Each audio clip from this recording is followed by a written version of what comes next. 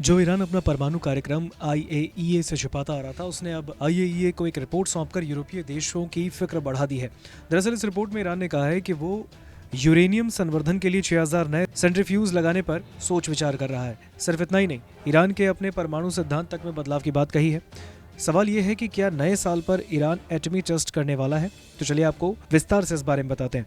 Donald Trump के राष्ट्रपति पद की शपथ लेने में अब महज 1.5 महीने का वक्त बचा है, लेकिन उससे पहले ईरान से ऐसी खबरें उड़ती आ रही हैं जिसने वॉशिंगटन से लेकर पेरिस तक में हलचल तेज कर दी है। दरअसल ईरान से दो बड़ी खबर सामने आई। पहली तो ये कि ईरान 6000 नए सेंट्रीफ्यूज लगाएगा और दूसरी कि ईरान अपने परमाणु सिद्धांत में बदलाव कर सकता है। ईरान से आ रही ये खबरें किसी सूत्र या मीडिया आउटलेट के हवाले से नहीं, बल्कि इसका ऐलान खुद ईरान ने किया है, जो बताता है कि अब वो परमाणु शक्ति संपन्न देश बनने की दहलीज पर खड़ा है। दरअसल ईरान ने आईएईए को एक रिपोर्ट सौंपी और इस रिपोर्ट में उसने 6000 नए सेंट्रीफ्यूज लगाने की बात कही।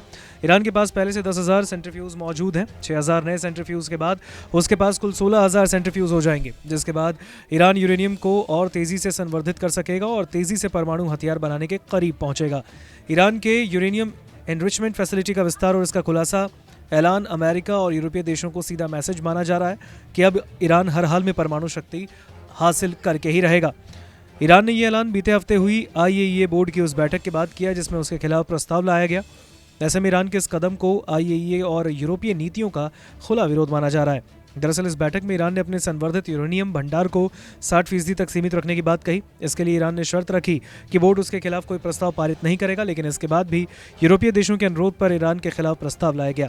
अब ईरान ये मान चुका है कि यूरोपीय देश उसके खिलाफ उदार रुख कभी नहीं अपनाने वाले और न ही उसे प्रतिबंधों में ढील मिलने वाली है, खासकर डोनाल्ड ट्रंप के सत्ता में आने के बाद। दरअसल डोनाल्ड ट्रंप का हमेशा से ईरान के खिलाफ बेहद ही सख्त रुख रहा है।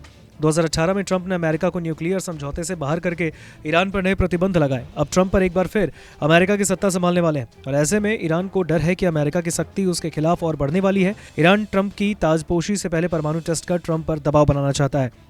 अभी तक इसी फतवे को ईरान का परमाणु सिद्धांत माना जाता रहा, जिसे बदलने की मांग उठ रही है। हालांकि ईरान को रोकने के लिए ब्रिटेन, फ्रांस और जर्मनी से बातचीत की कोशिशें शुरू है।